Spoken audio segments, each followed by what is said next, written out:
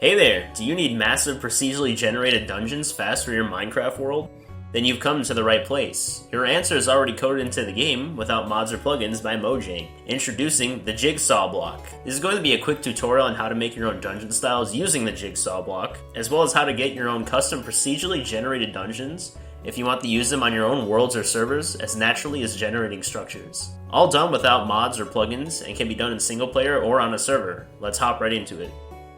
So you're going to find a Minecraft world or create one that is 1.19.4 or higher, and you're going to go to the file in the worlds menu. And then go in the description and download this file that I'm going to be showing on my desktop, and then drop it into your Minecraft world. You're now ready to start using Jigsaw blocks. This is a proper template that you can place and easily copy-paste code to start adding your own dungeons. I recommend using this in the version 1.20.4 to avoid any bugs, as this is what it was originally made in. However, you can get the world edit mod and copy structures, then paste them into your own world in a different Minecraft version. The blocks for my dungeons are designed to be compatible with 1.18 up to the latest version. You can see it instantly spawned a massive dungeon with hallways, loot rooms, and second floor rooms. So how does this work? And how do you create your own dungeons? Here's a quick rundown. I highly recommend using the world edit mod coupled with this if you want to quickly create dungeon parts. Check out my world edit tutorial if you need help with that. Link is also in the description. Also, this may be a quick rundown, but the building process takes a really long time. I have a dungeon pack available on my Patreon page if you want to save time building that you can drag and drop into your world. Let's start by giving yourself a structure block and configuring it to save. For best results, set the size to 21 by 21 by 21. You can change this size later. We're going to be placing 23 structure blocks amongst 3 different rows. Do Shift plus click to copy structure NVT data. The first row will be your hallway or connector rooms. Place 11 of these. The second row will be your loot or dead end rooms. Place 9 of these. Your third row will be your second floor connector rooms. These will be stairways or walkways. Place 3 of these. Set the Y size of this room to 42 instead of 21. Got all the structure blocks placed? Awesome. Now fill the bounding box of your structures with any block.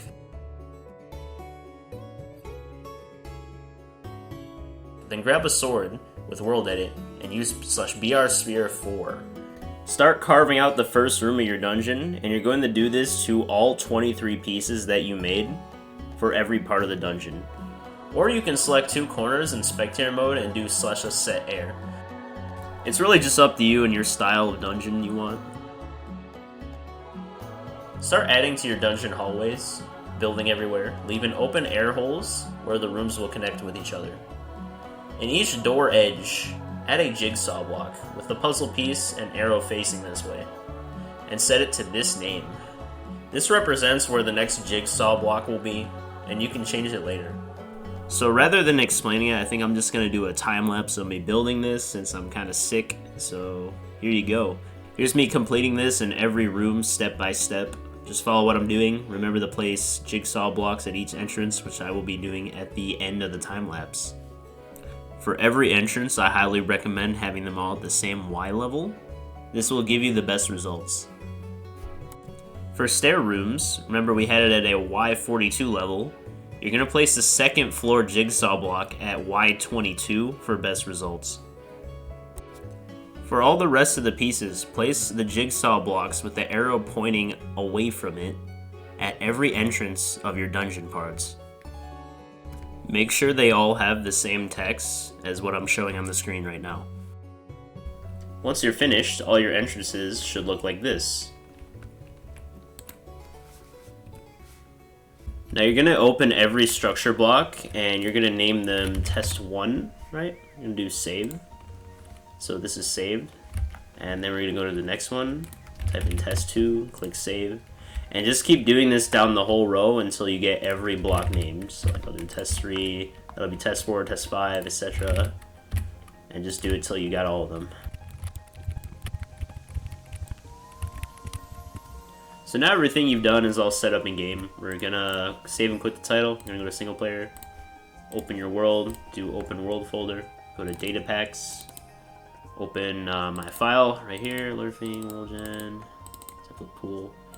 Right, so we have SAO brick dungeon. You're gonna copy this file, paste it, and then you're gonna open it. I'm gonna open it in Visual Studio Code, or I gotta open it on my other monitor. Okay, actually, before you open it, close this out and rename it to whatever you want. So we're gonna rename it Test, right? Then we're gonna open it again, and so instead of SAO Break Dungeon, we're gonna put it in Test, right? And we're gonna change all the name of this to Tests while keeping the number. So it'd be Test 1, Test 2, and the weight signifies how often you want that part to spawn. So we're gonna keep everything at 50. Actually no, this is how it's set up. You can experiment with this. I think that this current setup where it just kind of goes less and less as you go down is best results, but it's really up to you. So I'm gonna rename everything in the file real quick.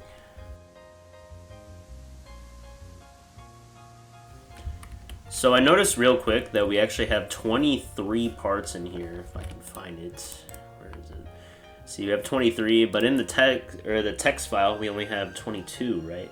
So we're actually gonna add another one by copying right here with this comma, going right to this bracket, do Control C, then Control V, and then we're gonna put in 23, and there we go, it's added. Save the file, and then we're gonna reopen it, and it should work right off the bat. So if I go, I shift middle click one of these, fly out of the way so it doesn't destroy our base area. Right. Place a block, put down our jigsaw block, right click it. So we have lurking test, right? Generate. And since we're in a flat world, it can't go bottom floor, it gets cut off, but you can see that we are getting a procedurally generated dungeon, and it just kind of keeps going. And so this wasn't a very good one. Sometimes it'll spawn kind of low. Right, we got a pretty straight one going. But if we try and spawn one again, it'll probably be more complex. So let's try it again. There we go. Yeah, we see we got 2 upper floors this time. Dead end at the bottom. We also we can go way down here. And let's look for a turn, see more rooms there, another room here. And it just sort of keeps going, right? And this is what we got this time, this giant layout. So it can spawn like this, or it can spawn a massive sprawling dungeon like this. It's really random. You might have to roll it a couple times, but you know, that's proof it works. And you can see why we made the level of these structure blocks at Y level 22, because it's going to spawn more of them right on top of here, which makes them continuous. So if you want to continue your dungeon, you can simply just do this and generate it. And you can see it just generated way more than Explorer. So if you ever reach a dead end and you want more dungeon, just right click and add more. There you go. So yeah, that's my whole tutorial, guys. If you enjoyed, drop a like and subscribe. Remember, on the Patreon, there's a whole pre-generated pack with all this stuff. You don't want to spend all the time building and saving the structures. And yeah, that's about it. Take it easy, guys.